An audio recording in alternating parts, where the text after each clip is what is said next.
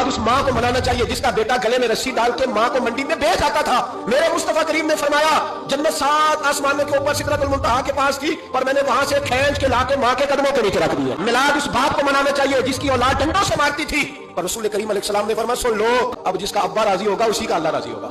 मैंने कहा मिलाद उस गरीब को मनाना चाहिए जो भैंस की तरह बकरी की तरह मंडी में बिकता था, पर मुस्तफा ने काले रंग वाले हबशी गुलाब को सीने से लगा के कहा गरीबों को छोटा ना समझना, मैं अल्लाह के रसूल जब जन्नत में जाऊंगा तो आगे भी गरीब होंगे, पीछे भी गरीब होंगे, दाएं भी गरीब होंगे, बाएं भी गरीब होंगे। फरमाया अमीर वेटिंग लिस्ट में होंगे, 500 साल बाद जन्नत में जाएंगे, गरीबों के लिए जन्नत के दरवाजे 500 साल पहले ही खुलवा दूंगा। और मैंने कहा मौलवी सुन, तुझे पूछता कोई ना, तेरा जिक्र कोई ना करता, लेकिन तू मिंबर पे बैठा है, तू मोहम्मद अरबी के नाम का खा रहा है, तू अली के नाम का खा रहा है, तू उमर उस्मान और अबू बकर के नाम का खा रहा है, तू असलैन का सदका खा रहा है। तुझे ना तेरी कभी किसी ने बरादरी पूछी, ना कभी तेरा किसी ने एड्रेस पूछा, ना कभी किसी ने तेरी सड़क पूछी। लोग तेरे नारे लगाते हैं, लोग तेरे हाथ चूमते हैं, फिर मान जा कि तुझे सुबह भी मिलाद मनाना है, शाम भी मिलाद मनाना है।